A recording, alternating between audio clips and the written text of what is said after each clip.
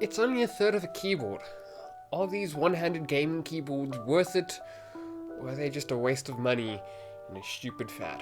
Hi, I'm Luke from Happy's Tech Hut, and today we're going to look at this Redragon IDA keyboard to answer that question. It's missing the bottom piece.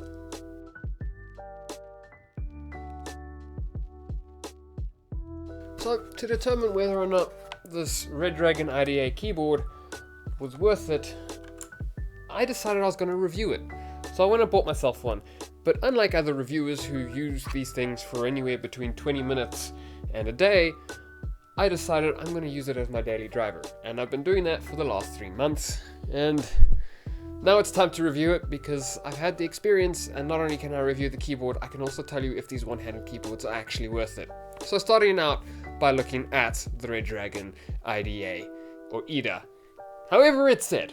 So as far as pricing goes, when I got this guy, he cost me about 450 Rand. At the moment, the cheapest price I could find for him was 500 Rand here in South Africa.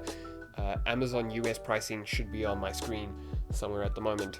And just to give you some context, a full-size Redragon keyboard with the same steel top plate here and the same switches, but no macro keys and no detachable wrist rest, comes at about 800 Rand.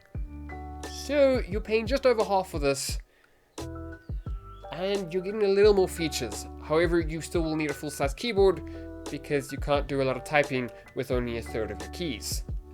That being said though, you wouldn't have to get a very fancy keyboard if it's just to type your password and the occasional email. So you might still save money on this thing. So starting with a breakdown of the IDA keyboard and its features.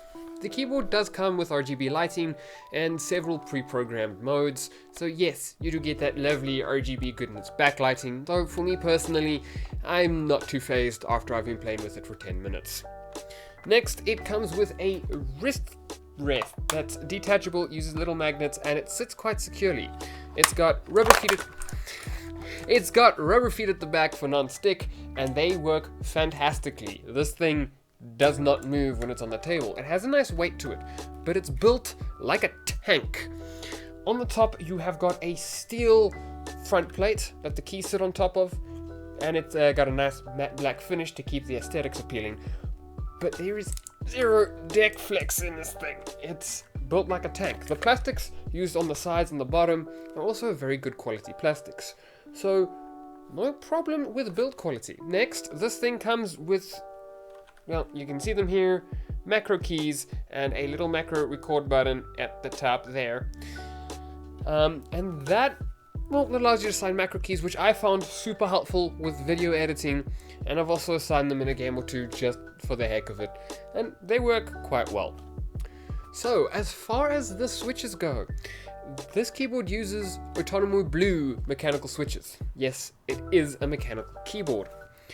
Now, the Outemu switches, while not being that Cherry MX gold standard, are still damn good switches. They work very well, they last very long. If you've ever used them, you should know they can take a beating. And they've got that very nice tactile feedback and click that some people like. Personally, for me, the tactile feedback is the main important thing, but the click, yeah, that's a nice satisfying click. One issue I did notice with the sound, and this isn't much of an issue for me because I had it on my mouse pad most of the time, I have one of those long desk mouse pads, is there's a bit of a hollow ring if you're holding it and you click.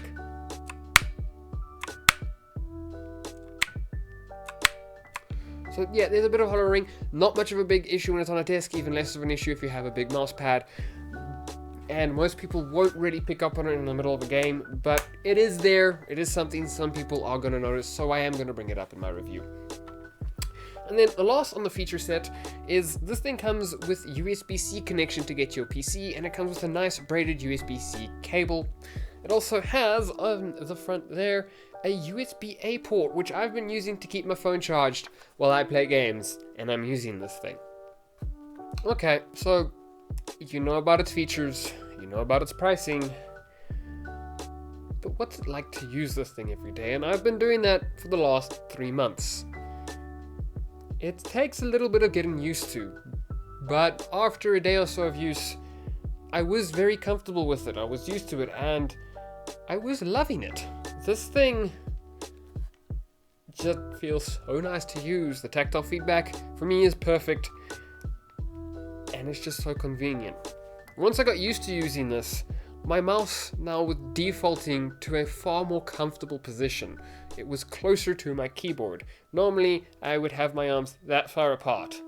Now, they were that far apart.